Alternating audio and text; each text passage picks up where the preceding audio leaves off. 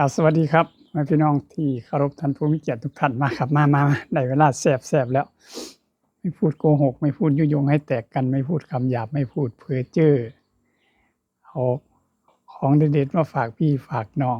บ่มีหยังตอบแทนบุญคุณหรอกครับมีแต่ความจังซี่แหล้วมาให้แล้วกับพี่น้องก็บ่เป็นทุกข์สบายใจเอาไปใช้ได้พร้อม ในครอบครัวในสังคมในหลายๆอย่างอย่าลืมเด้อเป็นกำลังใจให้ผู้ขาได้ติดตามไลค์แชร์แหน่เด้อกดให้แหน่หนึ่งปลานิ่นแจ่วมื้อนี้ข้าวยาคูลวกผักกระเจี๊ยบผักกำนิ่น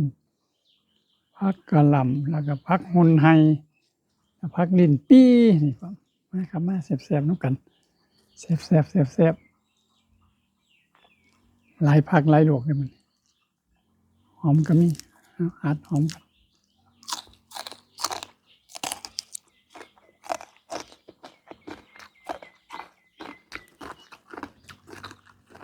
เราพักดินปี้มา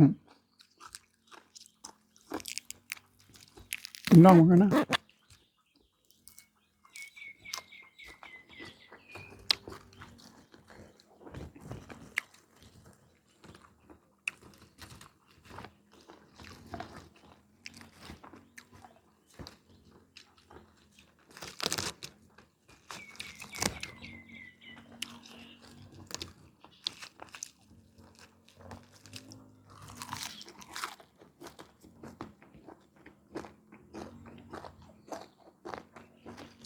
ม่วง3ฤดูครับ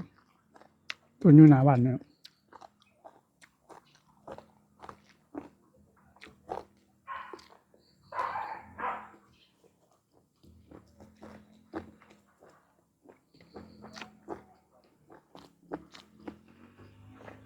ย่างออกกำลังกายพร้อม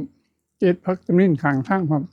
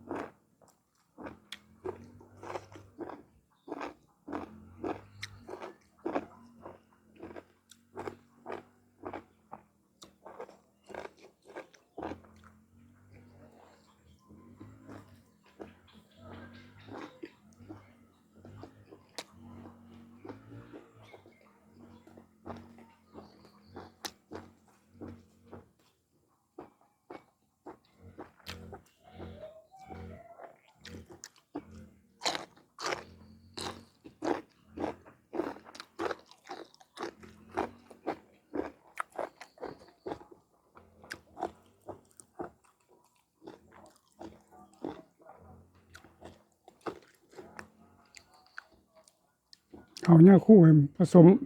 ต้มมื้ออื้อพร้อม